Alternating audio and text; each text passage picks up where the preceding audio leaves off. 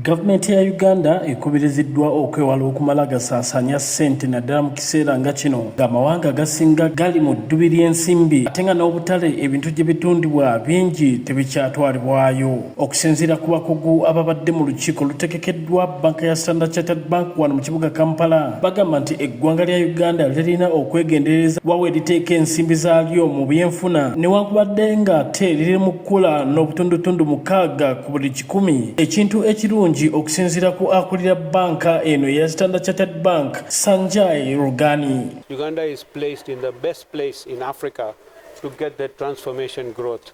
But we should not forget that we have global forces, global volatility that is also challenging us. So it was about being mindful that there are other forces that could derail you.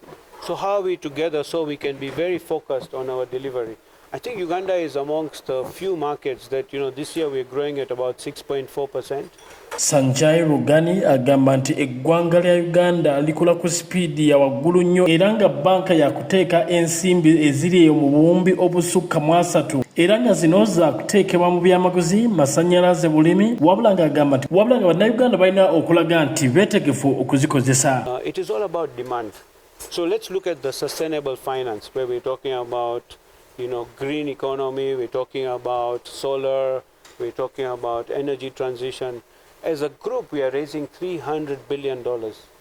A lot of that could be invested in Africa. We just need to get the opportunities. So I would say that money is not the constraint. Opportunity is always the constraint. For us as Standard Chartered Bank, I think even 112 years ago, if you had asked us how much money you're bringing, money is never the constraint. It's about bringing the opportunities, getting the right partners, and fast-tracking execution, which is critical.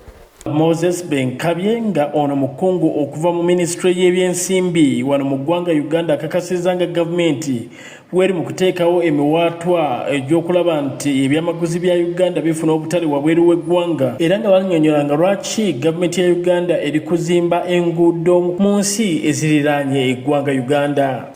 Our exports really going up very significantly. Given the diversification of our exports now, we have quite a number of exports that we are trying to improve in terms of reaching out to the regional markets. Government is undertaking some investments in the region in order to harness regional trade. We are doing joint investments in Congo, that you know very well.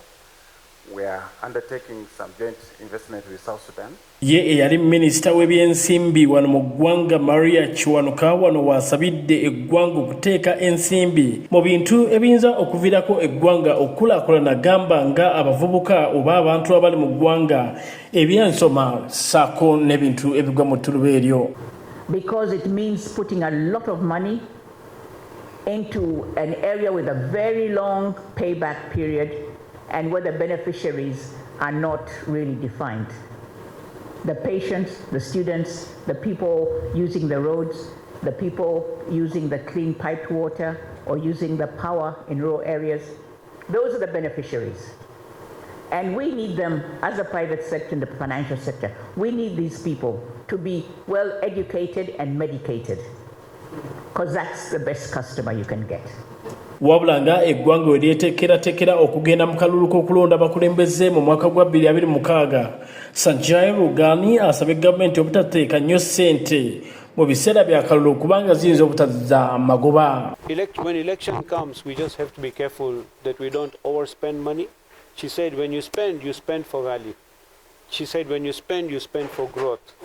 And she said that it is about bringing all the players together so that we can optimize on this mindset and this big opportunity of a tenfold economy. Actually, she was very bullish about Uganda, but she did say that we need to learn from other economies that have failed to transform, because sometimes we think small. This is our opportunity to think big and bring all the actors together. Brian Senkumba, Channel 44 Oregulo.